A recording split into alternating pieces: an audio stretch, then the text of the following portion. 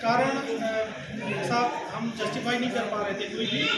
और वहाँ पर निरीक्षण के दौरान हमें 2-3 चीज़ें सामने आई। पहली चीज़ तो ये कि जो नगर पालिका के द्वारा पानी की सप्लाई वहाँ पे की जा रही है, लोगों के द्वारा व्यक्तिगत स्वच्छता को ध्यान में रखना चाहिए। उनके द्वारा वो नल कनेक्शन जो उनको दिए गए हैं, उसमें वो कभी भी उसको बंद नहीं करते हैं। जब पानी की सप्लाई होती है तो वो उसमें अपनी पाइप लगा के घरों में पानी भर लेते हैं, उसके बाद उसको खुला छोड़ देते हैं। उससे क्या हो रहा है कि जो गंदा बारिश के दौरान जो पानी है, कई बार उनके पाइपलाइन में चला जाता है, जिस वजह से वो पानी प्रदूषित हो जाता है। दूसरा रीज़न मैंने सब जो देखा है वहाँ पे कि कुछ स्थानों पे नालियों की जो है सफाई कम पाई गई, जिसके लिए हमने तत्काल सीएमओ साहब को निर्देशित किया है कि आप इसके लिए तत्काल सफाई करवाएंगे। और तीसरी बात, मेनली ये प्रॉब्लम महिलाओं में हमने देखी। 90% महिलाओं में ही उल्टी, दस्त और पेट दर्द की समस्या आ रही है। ये क्यों हो रहा है, इसके लिए बीएमओ साहब वहाँ पे साथ में थे और इसकी वो पूरी जांच पड़ताल कर रहे हैं।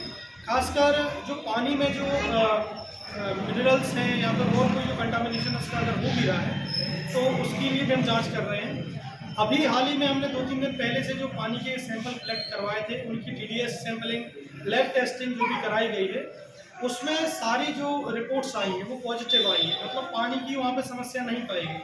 अब जो हमने आज जो निरीक्षण किया है, उस दौरान जो पानी के सैंपल हम कलेक्ट करवा रहे हैं, उसकी भी एक बार हम लैब टेस्टिंग करा लेंगे।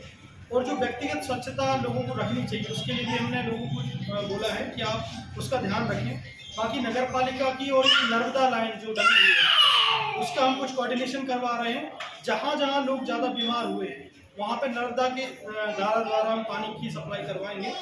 और आगे जो है नगर पालिका सफाई के लिए विशेष अभियान चलवाएगी इन वार्डों में, खासकर वार्ड नंबर 3, 4 और वार्ड नंबर 8 में।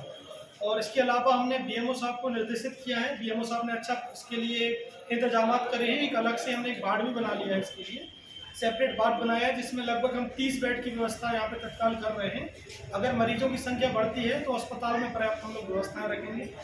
दूसरी चीज़, बीएमओ साहब के द्वारा अपने जो अधीनस्थ वार्डों में जो एएनएम है, आशा कार्यकर्ता है, सुपरवाइजर है, इनके द्वारा प्रतिदिन इसकी रिपोर्ट भी ली जाएगी कि अगर मान लो नए केसेस आते हैं तो उनको तत्काल प्राथमिक उपचार उनको उपलब्ध हो पाएगा। और हॉस्पिटल में भी हम इसकी व्यवस्थाएँ करेंगे।